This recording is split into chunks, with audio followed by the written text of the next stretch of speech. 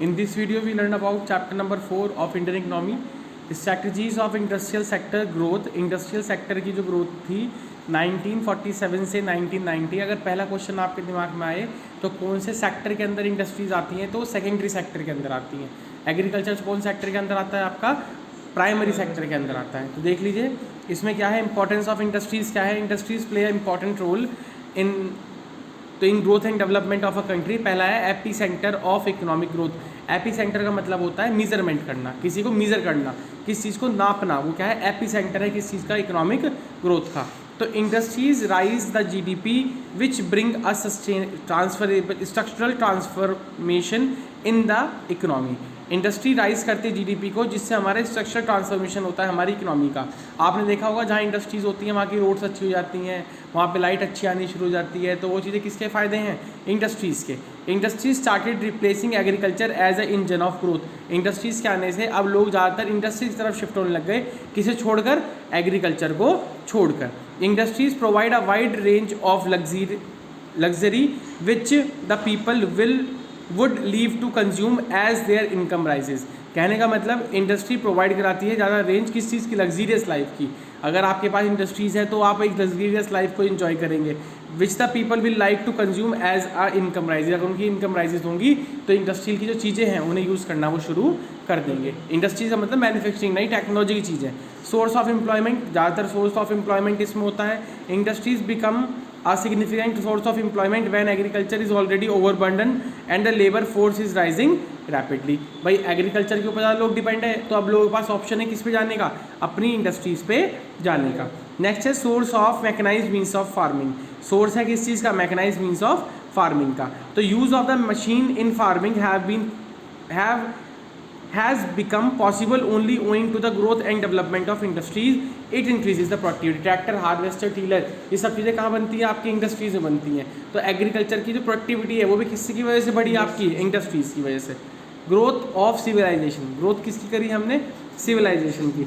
तो urbanisation has lead to the growth of civilisation. Civilisation का मतलब होता है डेवलपमेंट, जहाँ के लोगों का स्टैंडर्ड ऑफ लिविंग अच्छा होता है, सिविलाइज होता है, तो वो चीज़ें किस में आती हैं, आपकी ग्रोथ ऑफ सिविलाइजेशन।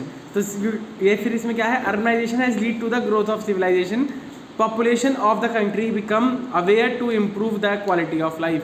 जो लोग हैं वो अवेयर होंगे कि उन्हें अपनी क्वालिटी ऑफ लाइफ कैसे अच्छी करनी है। They work hard to achieve the higher education and skill.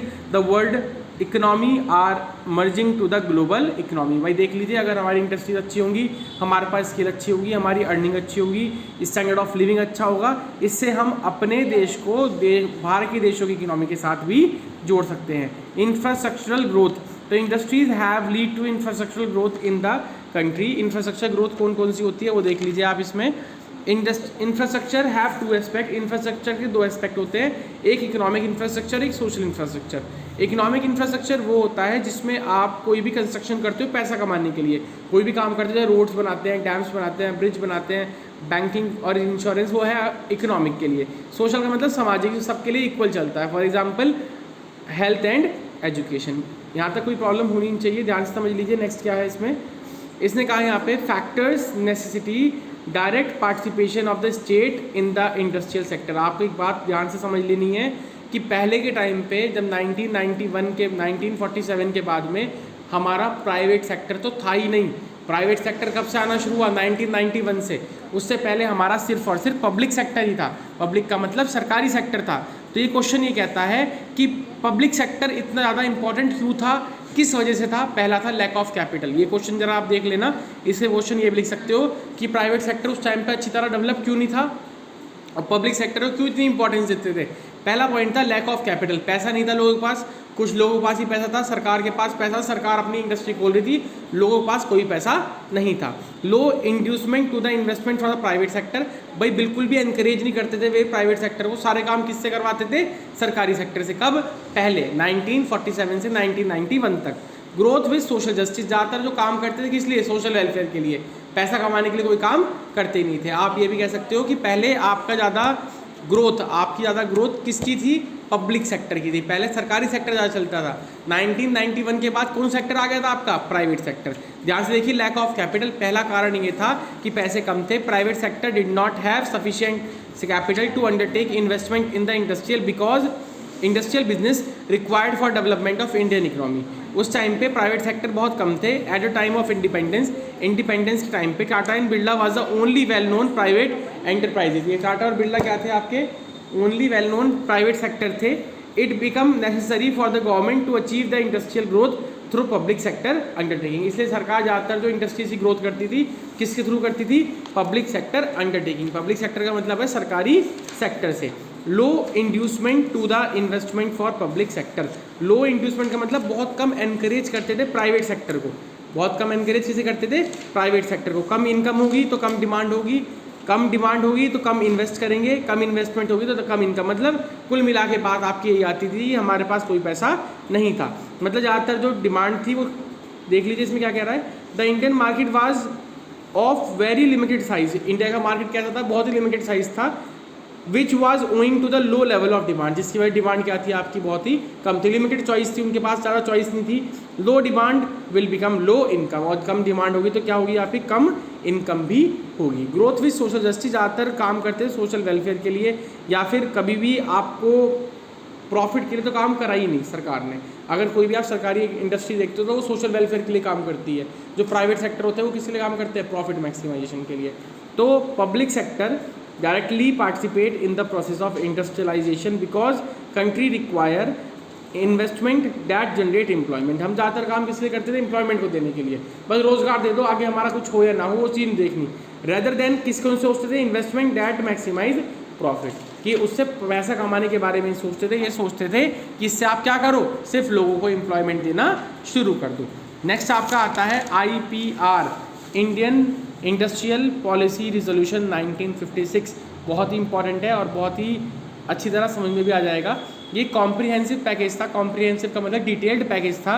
Policy जो मेजर करता था, कवर करता था सारे करेक्शन जो भी इंडस्ट्रियल सेक्टर के थे। तो industrial policy the comprehensive package of the policy measured which cover various issues connecting with the different industrial enterprises of the country.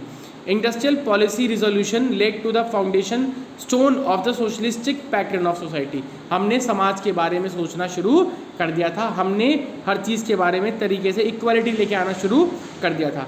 IPR के अकॉर्डिंग 3 आपके शेड्यूल आए थे। एक नंबर के क्वेश्चन में भी आता है 3 शेड्यूल थे, शेड्यूल A, शेड्यूल B और शेड्यूल C।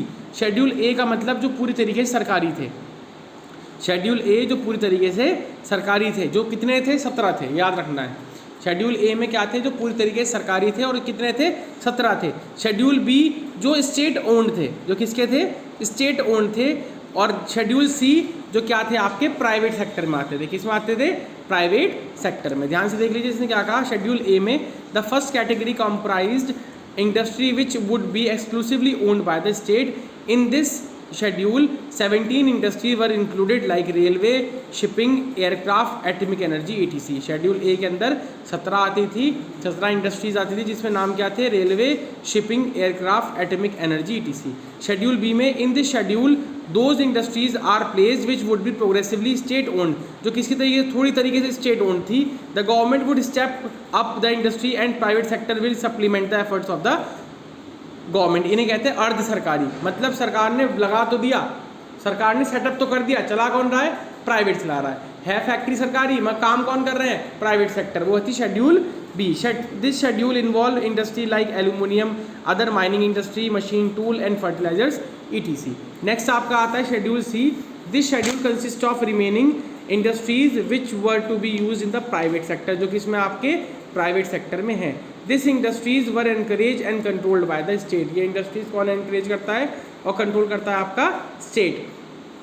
जो पूरी तरीके से भाई देख लीजिए जो है प्राइवेट, मगर रूल्स और रेगुलेशन किससे चलेंगे, आपके गवर्नमेंट के। मतलब आपने लाइसेंस ले लिया, अब आप अपने तरीके से काम करो, वो शेड्यूल C में आएगा। तो through a system of licence and force under this industries. दोबारा सुनिए, शेड्यूल A के अंदर जो पूरी तरीके से सरकारी हैं वो शेड्यूल A में आएंगे। जो है सरकारी और प्राइवेट चला रहा है वो क्या है आपका शेड्यूल B। प्राइवेट चला रहे हैं मगर किसकी गाइडेंस में चलाएंगे, गवर्नमेंट की। किसके थ्रू, लाइसेंस के थ्रू। वो चीज़ें किस में आएंगी आपकी, इन चीज़ों के अंदर आएंगी।